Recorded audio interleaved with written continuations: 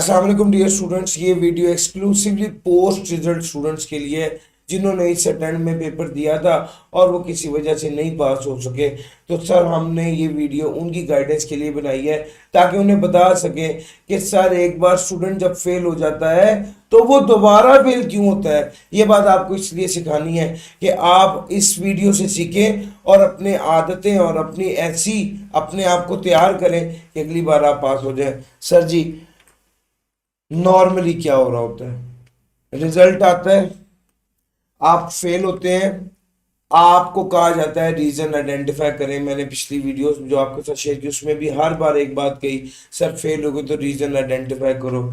आप reasons identify करते हैं, सोचते हैं कि क्या वजह है कि मैं फेल हुआ।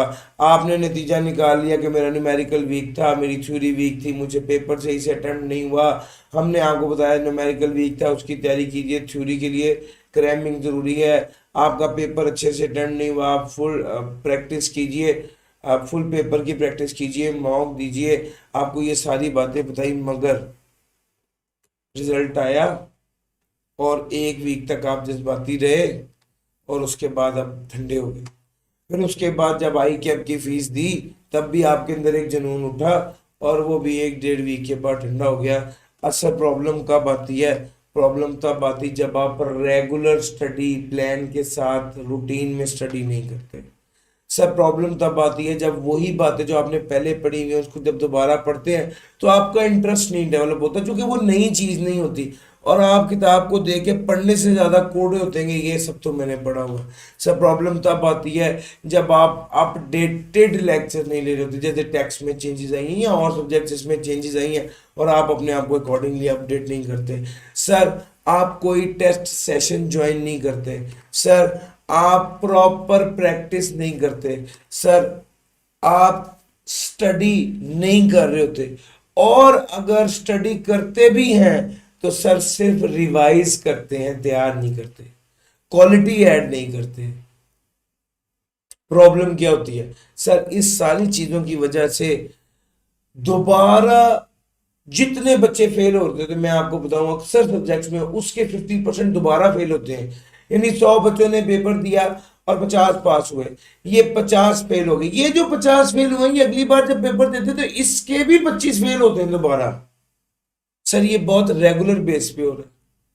सर हम इन गलतियों को आइडेंटिफाई कर रहे हैं जो फेलियर फेस करने के बाद बच्चे दोबारा करते हैं। सर बच्चों को देखा है, जब ऑब्जर्व किया तो सर बच्चों का इंटरेस्ट ही नहीं डेवलप हो रहा होता।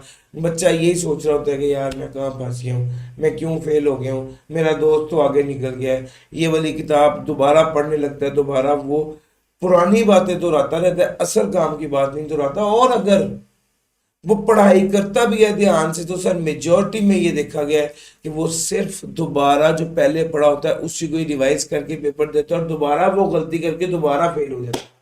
सर ये बहुत बड़ी गलती है सर। अब सर इसका सोल्यूशन क्या है?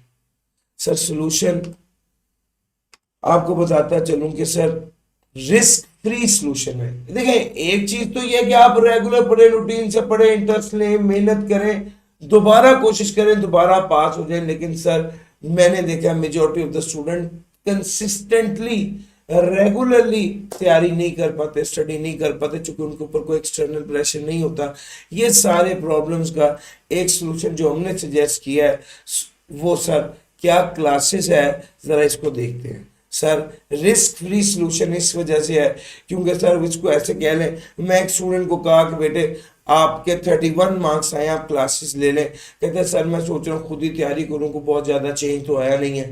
मैंने कहा यार आप खुद तैयारी करो और ना पास हो तो अगली बार क्या करो? सर अगली बार क्लासेस लूंगा। नहीं भाई, अब फेल होने के बाद दोबारा फेल होने के बाद फिर क्लास लोगे? यार आप अपना मैक्सिमम इस अटेम्प्ट में क्यों नहीं दे रहे? आप जो सबसे अच्छा कर सकते हो वो इस अटेम्प्ट में क्यों नहीं कर रहे? आप दोबारा फेलियर का इंतजार कर रहे हो, या अगर आपको लगता है आप पास हो भी जाओगे तो भी आप इससे ज्यादा क्यों नहीं कर रहे कि अपने आप को सेव करो?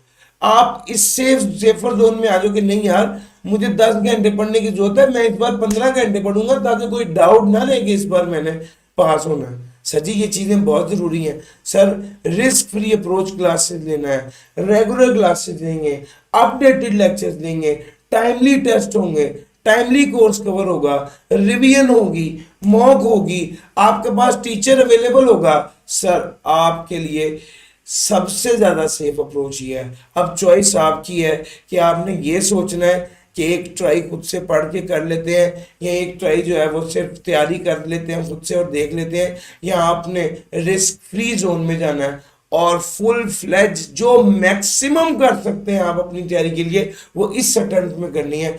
आपने कोई कसर नहीं छोड़नी। सर सब कुछ करने के बाद अगर दोबारा खुदा न खास्ता फेल भी हो जाए तो कम से कम ये दुख ना रहे कि यार इससे ज्यादा मैं कुछ नहीं कर सकता था। सर अल्लाह ताला आपको कामयाब करे। Thank you ji, Allah Hafiz.